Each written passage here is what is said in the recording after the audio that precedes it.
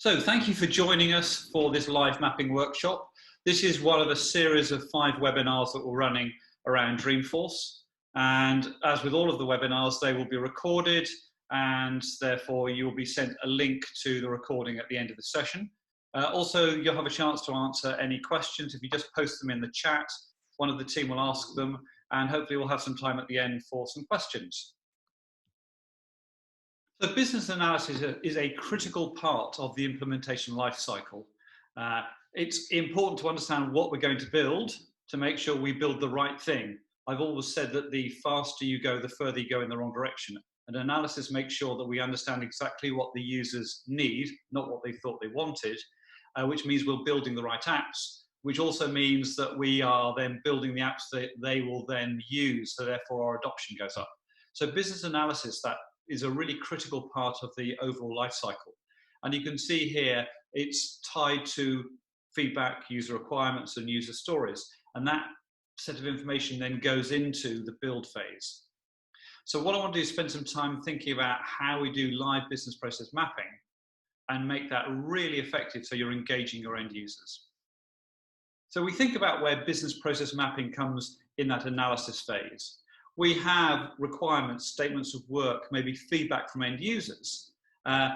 Those come in as raw requirements, and we really need to make sure we validate those and make sure that not only are the ones that they're suggesting correct, but also that there are other requirements they may have forgotten.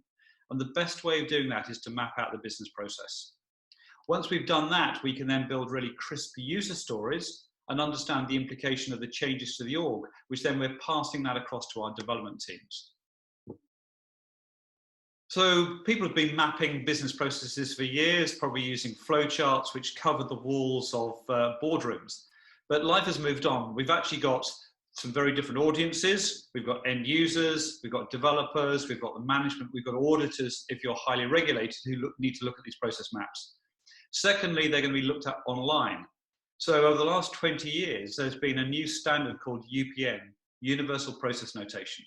And it's a standard, really easy to use, and you'll see it used in practice in a moment, but really easy to use and be understood by all of those different audiences.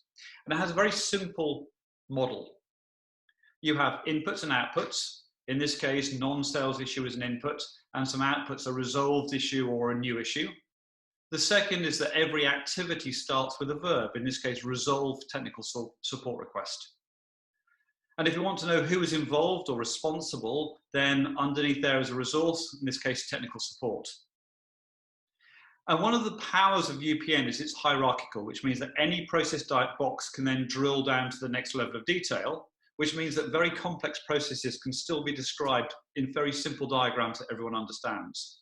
So that corner is where there is a drill down. And if we need more information, maybe we can attach supporting information with that paperclip. So UPN has been around for about 20 years. It's not tied to any particular software application. You don't have to use Elements.cloud to map UPN diagrams.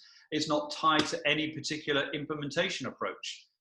You could use it for business improvement. Obviously, you can use it for implementing Salesforce better, but also it could be any other application such as Workday or ServiceNow. And there are huge benefits associated with using this UPN approach. And there'll be a link at the end to a number of resources. One of them is an article about simply the benefits of business analysis. So again, when you're trying to persuade your teams that you need to do this business process mapping exercise, and they're saying, well, why are we wasting our time doing that? Why don't we just go straight to building the application? Then there's some resources there that you can point at. For this process mapping exercise, we're going to take Ryan Reynolds' view of how the aviation gin process works. And I've done a bit of research on Ryan. Clearly, he's a very successful actor. The Proposal, a couple of Deadpools, and he's also made some very, very funny marketing videos. But he's the owner of Aviation Gin and has recently sold that to Diageo and has a long earn-out. So he has a vested interest in the success of Aviation Gin. So obviously, prior to the workshop, I've done a lot of research on that. I've also spent some time thinking about and looking at the aviation gin process. And also, it's important to do the research. So let's see how good it is.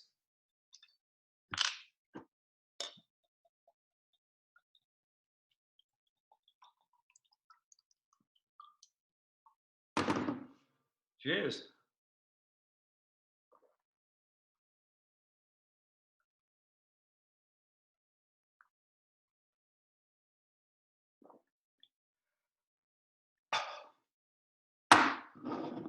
Wow, that really is good.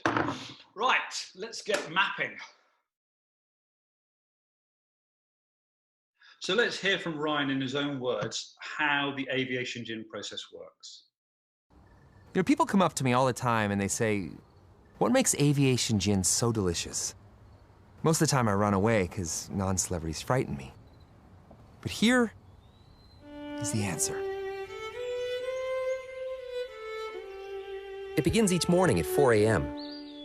The distillers of Aviation American Gin rise to greet the new day with 4 hours of silent meditation.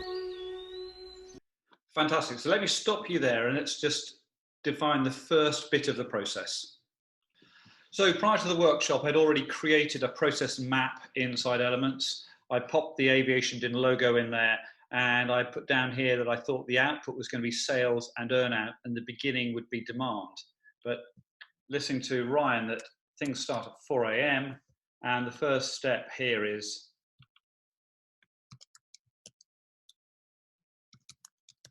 the team meditate. So we can connect that. So that's the activity, they meditate. And you can add a resource, and it was I think they said the distillers, there we go. So I've already preloaded some of those resources in. So the distillers meditate. So we have an output there, and let's add an activity. So let's hear from Ryan what happens next. From there, it's a quick scoot down to the grove. The citrus fruits are misted using only the tears of aviation's owner, me, Ryan Reynolds. Right, perfect. So they scoot down to the grove. So this must be after 4 hours.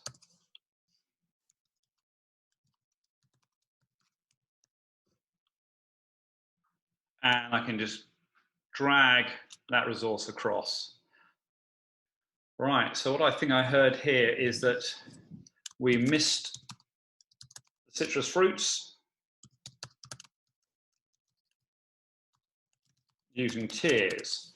Right, so that presumably is the distillers again are doing that. And the input from there must be, we must have some tears. So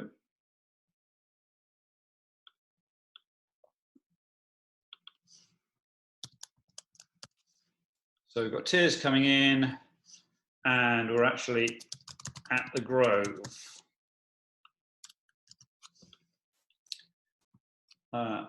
So we must collect the tears, and I think they said they came from the owner, from Ryan. So let's go and add the resource.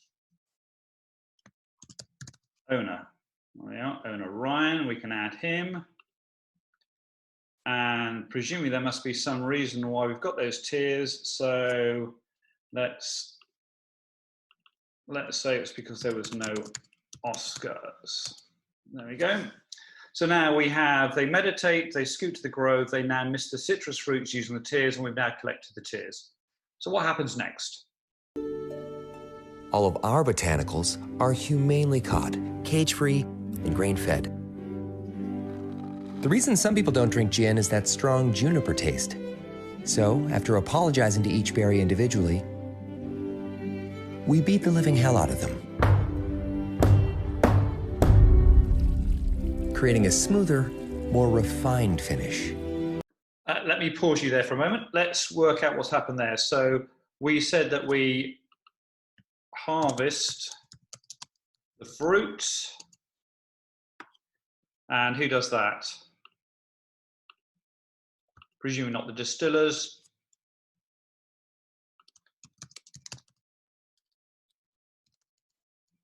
Oh, so there aren't any pickers, so let's add that as a new resource. It's a human resource, there we are. So, and when's that ready? Presumably when they are ripe.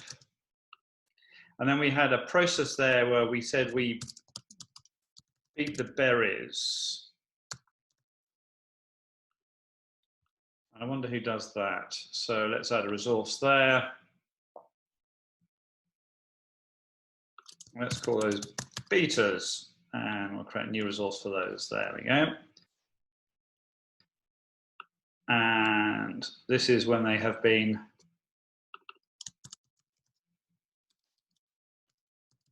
picked. Fantastic. So we've now beaten the berries. So what happens next? To ensure that heavenly taste, every bottle of aviation is ordained by the Unitarian Church of Fresno, California.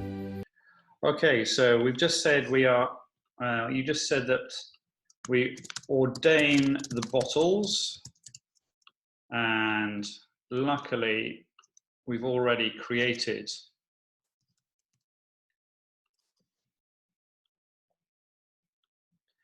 But Ryan, I need to pause you for a moment there. We went from beating berries to having bottles already ready to be shipped. So I think there's a little bit of a process that's missed here. So maybe there's actually a process called actually make the gin. And presumably there's a process here called bottle the gin. So we now have beaten berries. We now have gin. And we now have bottled gin. Now, fortunately, there's another team who knows a bit more about making gin than probably Ryan does, who's already been mapping out the process for how we make gin. So instead of drilling down on this to get more detail, instead I'm going to import the process map that I know that they've already been creating. So instead of saying drill down new, I can see drill down import. And there's the make gin process. So I'm now going to import that, and I'm sure that the distillers are involved in making the gin, so we'll pop that one on there. And if we just roll over, we can see that there are some process diagrams already been built there by the distillers for exactly how they make the gin. Now, I could click there and we could drill down and have a look at that in more detail.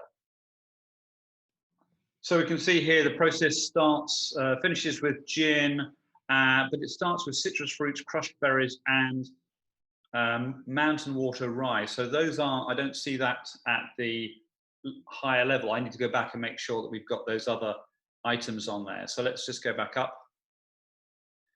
So what I heard here is that we also have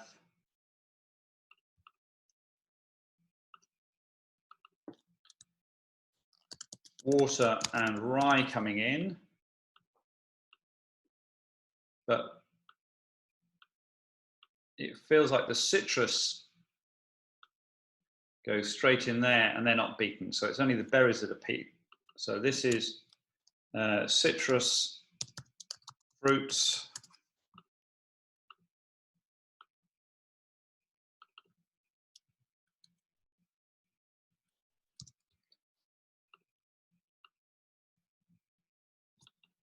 And these are the berries, go that route. So again, the act of understanding a little bit more the lower levels gives us more input to make sure that that top level is correct. And obviously the output was correct, which is right. So we bottle the gin. We now bottle gin. We now have ordained bottles. So back to you, Ryan. What happens next? And then, before it departs home, serenaded with the healing music of Sarah McLachlan. So the next thing that happens is we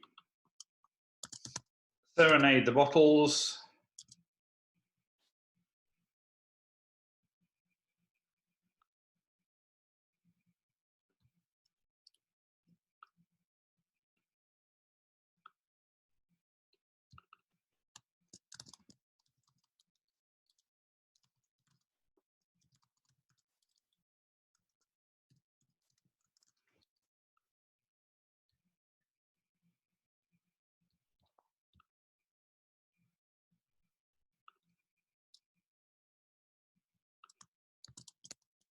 And there is Sarah McLachlan. So we'll add her. So then what? So back to you, Ryan. Some might call this overkill, but the next time you visit your local mixologist and you murder that silky smooth aviation martini, well, who's the killer now, asshole? Aviation, an American original. Now owned by a Canadian. Can I stop you there? I think we missed a couple of steps out. So presumably we need to now ship the gin so those mixologists can do their magic. And let's add a resource on there. So there's no shippers, so let's put shippers on there as a resource. And that would be ready to ship. So that obviously gives us sales.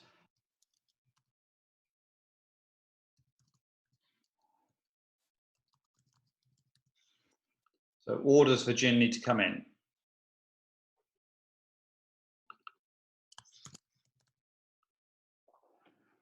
So presumably there are orders for the gin coming in from customers.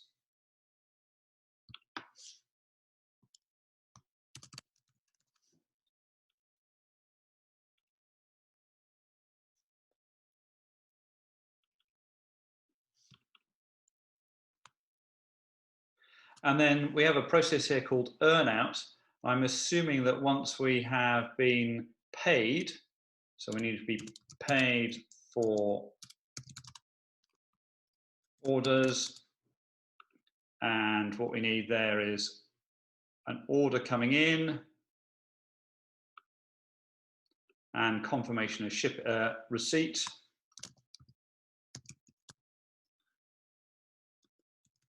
Of shipment.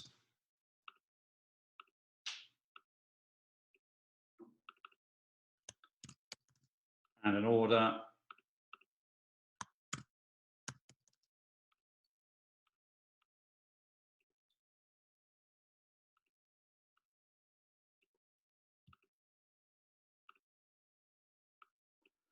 And there's Ryan's earnout.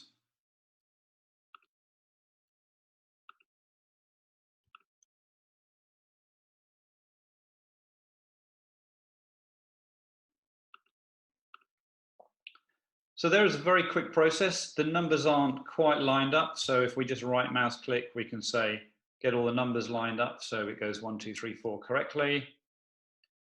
We could even line up each of these diagram boxes so it's nice and neat and tidy.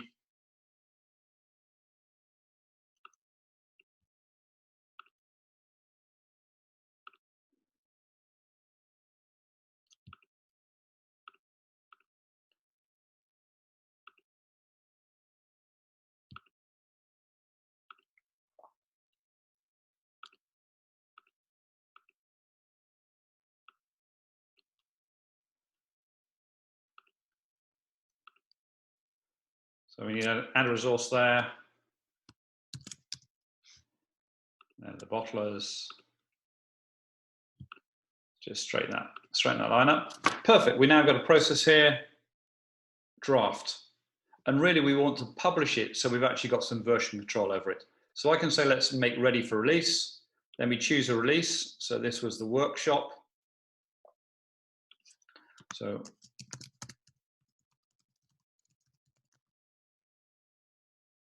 and I want to include not just this diagram, but also those lower levels, because I want to make sure that those are also signed off. So I've now said I want this to be released. And if I nip over into the application, the release page, I can then go and publish this. So here are just two diagrams, that top level diagram and the make gin one. So I'll hit publish.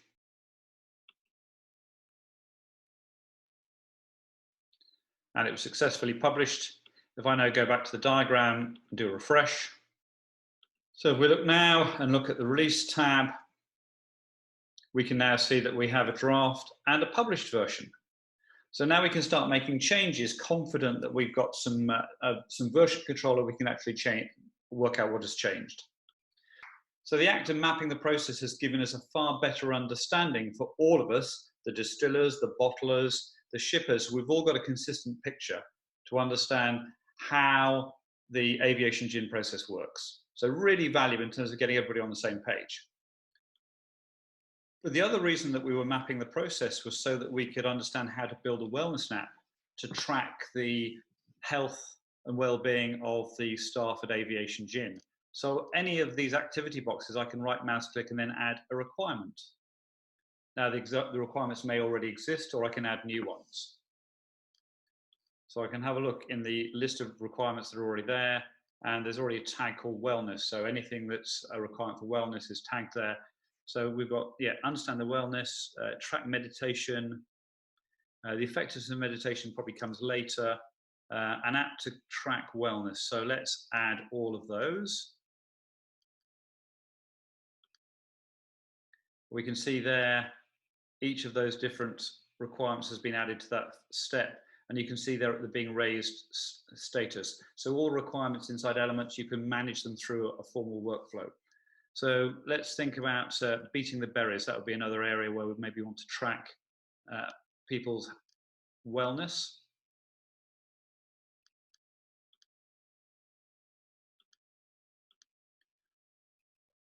So maybe the effectiveness of meditation, maybe the wellness of staff. Oh, and understand anger management. There we go. There's a requirement there.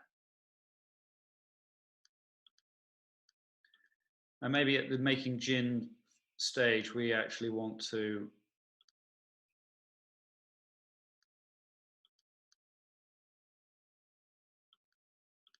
track maybe the wellness of staff, maybe how many sick days are taken.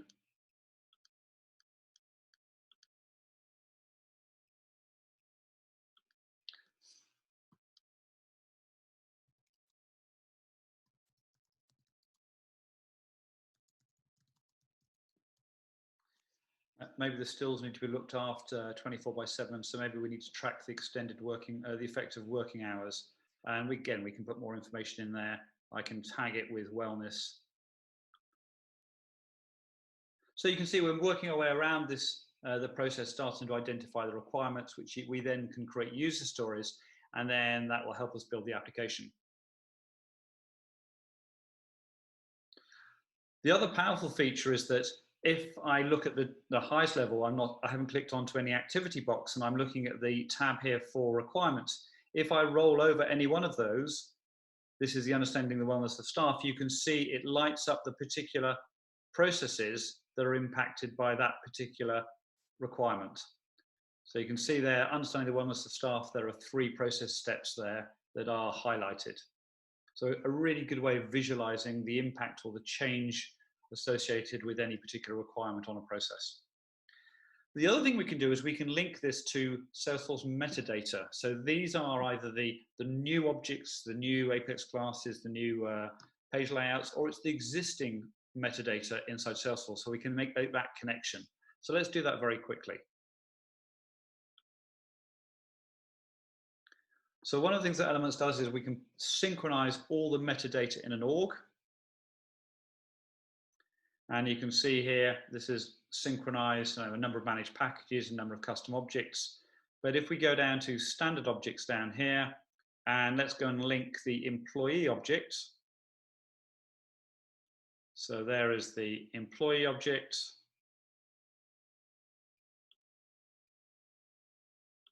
I copy that.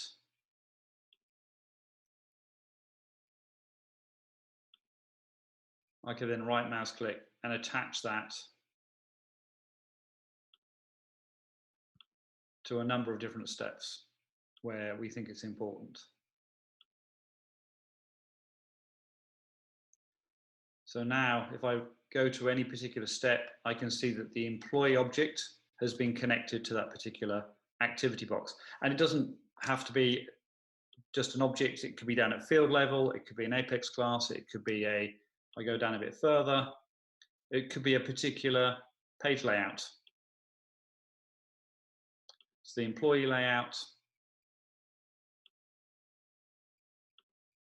Copy that. Right mouse click.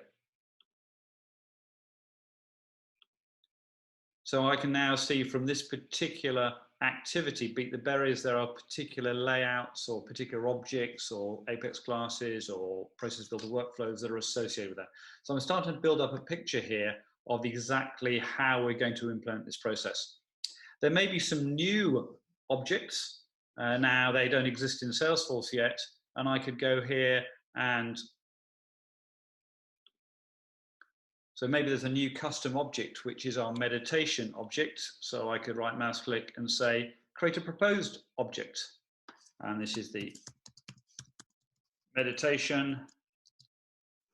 And we can create an API name. I've now created that inside this tree. And when that meditation object appears inside Salesforce with the same API name, we will then connect it. So we're not building that object inside Salesforce, we're simply creating a place where we can document it. It now means that I can now copy the link,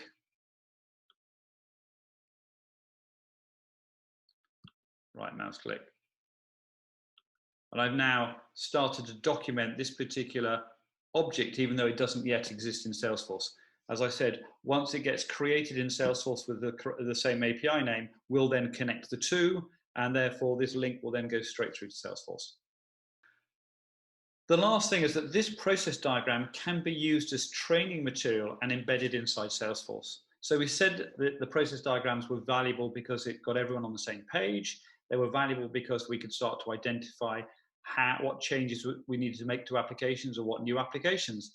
But the third use was that we could use them as training material. So let's just look very quickly at how that works. So in our employee object, we went and linked that process called meditate to the employee object. If I click there and say, please show it in Lightning, that now makes that process diagram available to the employee object inside Salesforce.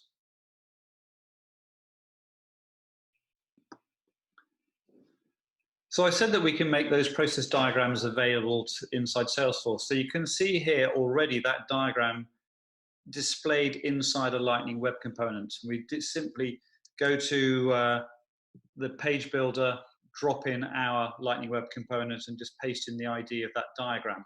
And this is a live diagram. It is, you can navigate, you could drill down to the next level of detail.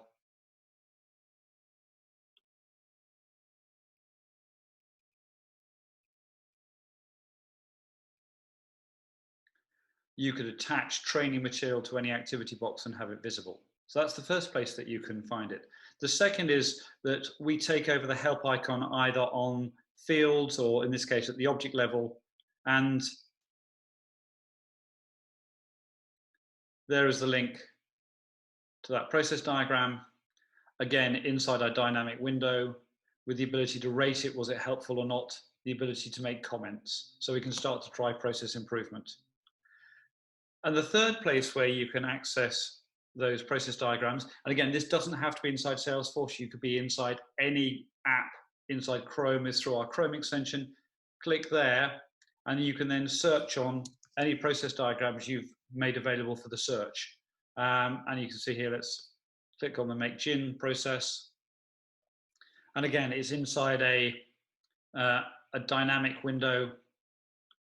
I can navigate around, I could go up to the level above this, and I can rate it. So the importance of these process diagrams is, yes, understanding how we all operate to get us on the same page, yes, to build applications, but finally, we can use them as training material with very little extra effort.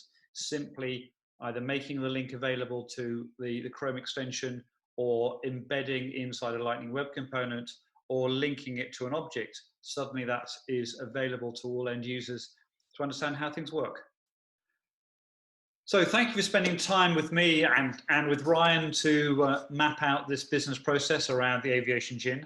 So some takeaways from this mapping workshop. Number one, there are business benefits for mapping. It's not just a precursor to a Salesforce implementation. Secondly, live workshops you can see can be very quick and effective getting everybody on the same page. Don't think that process mapping means weeks and weeks of drawing out complex diagrams that no one will understand. You'll be surprised how quickly you can start to engage end users. And thirdly, I think we've seen the powers in the aggregation of documentation, the ability to link not just a process diagram, but a process diagram to third-party documentation, to requirements, to the Salesforce metadata. Next steps. Obviously, this webinar recording will be emailed to you, so you can watch it again. You can go to elements.cloud/process, or contact us and let's talk about how you can go through a proof of concept. So thank you very much for joining us. The last thing is that we've got 3 bottles of gin there to give away. They'll be randomly selected for 3 of you who've attended this recording. You'll get a bottle of gin in the post. So cheers. Thank you for joining us.